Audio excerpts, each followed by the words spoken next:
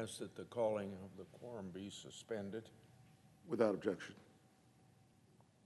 On November 15th, the Pentagon announced that it completed its fourth consecutive annual audit and received a fourth consecutive failing opinion. This is what the Pentagon believes. If it somehow merely just conducts an audit, then somehow conducting that audit, it's a success, despite the fact that it's been a requirement under the law for the last 30 years for agencies, and that means all government agencies, to conduct and pass an annual audit.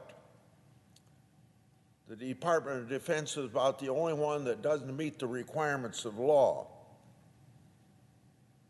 The department points to other signs of progress, such as they were able to downgrade one material weakness from a previous audit, and the closure of some 450 adverse findings. That somehow is progress, and it's not progress. At least it doesn't meet the demands of the law. However, the fact remains that the Department of Defense is unable to accurately account for billions of taxpayer dollars it spends each year. Funding for the Department of Defense is crucial to our national security.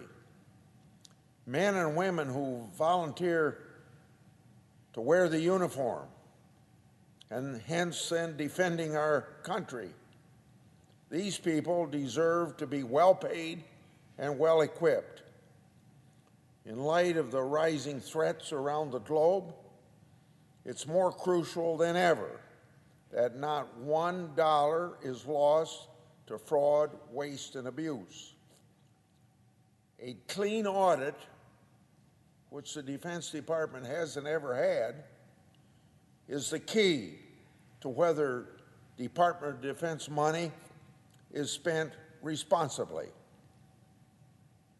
A key underlying problem to the continued failed audits is the financial management systems used by the various military departments. The Department of Defense uses hundreds of different financial systems that are outdated and are unable to communicate with each other. They cannot generate reliable transaction data and are not auditable. There are inadequate internal controls in financial management systems, presenting an environment that's ripe for waste and fraud.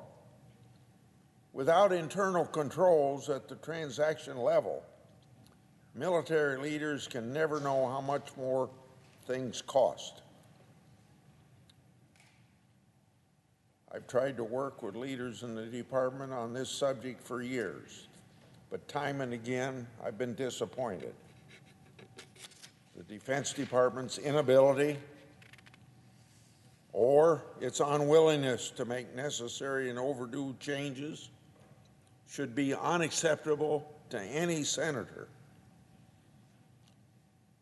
I filed an amendment to the bill before the Senate this year to address the root cause of the Pentagon's failed audits. The underlying bill provides for an independent commission tasked with examining the budgeting and planning processes at the Pentagon. My amendment will require that very same commission to also make recommendations on bringing financial management systems up to snuff. The Department of Defense will never be able to get a clean audit opinion while these systems remain unfixed. And the Department of Defense has demonstrated an inability or unwillingness to deploy an accounting system capable of capturing payment transactions and generating reliable data. If you can't follow the money, you will never be able to get a clean audit. I'm glad that my amendment has been included in the substitute amendment of the defense bill before the United States Senate now, and I urge my colleagues to support this effort through to final passage to finally make real progress towards getting to a clean opinion. Fiscal accountability and military readiness are not mutually exclusive. It's not an either-or scenario. Earning a clean bill of fiscal health would strengthen military readiness and boost support for necessary increases to defense spending in Congress, and it would get the backing of the American people to a greater extent than it does today. I yield the floor and suggest the absence of a quorum. Clerk will call the roll. Ms. Baldwin.